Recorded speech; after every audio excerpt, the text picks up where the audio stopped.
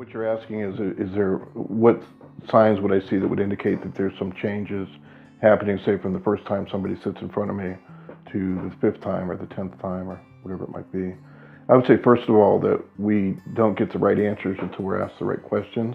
So this relates to something that you'd asked earlier, which is, what is different about here, and that is definitely something that's different. I can't tell you how many times somebody has sat in front of me day one and said, I've never been asked that question.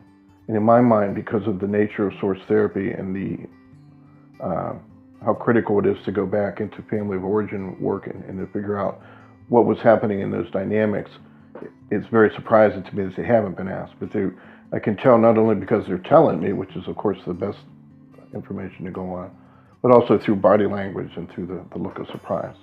So for example, somebody may have been horrifically abused, perhaps even sexually abused as a child. And I think a lot of times clinicians are afraid to go there. And sometimes they're afraid to go there because they haven't looked at some of their own issues. So they don't ask the questions that would be the question that's going to create the breakthrough.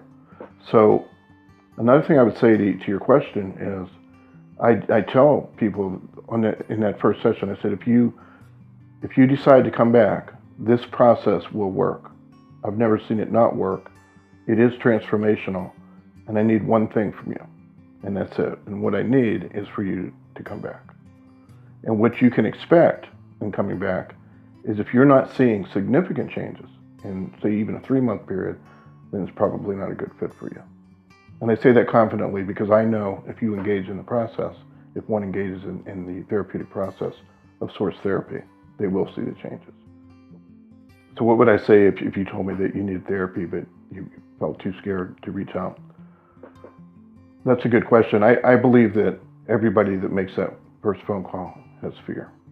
And I think that one of the differences we're going to be able to see from one person to another is how much does that person recognize that they have fear, because they have it. It's not if you will, it's not a natural process. It's whatever's happened that's had them internalize whatever's going on with them and then manifested symptoms that are holding them back is by definition scary. So I would say that yes, you have fear, and that's normal. I would expect that you would. And that's some of also what we're going to work on. When you come in and engage in this process, I'm going to help you lower that fear. I see my primary role in this work as making sure that the room is safe for whoever's in there and whatever that entails.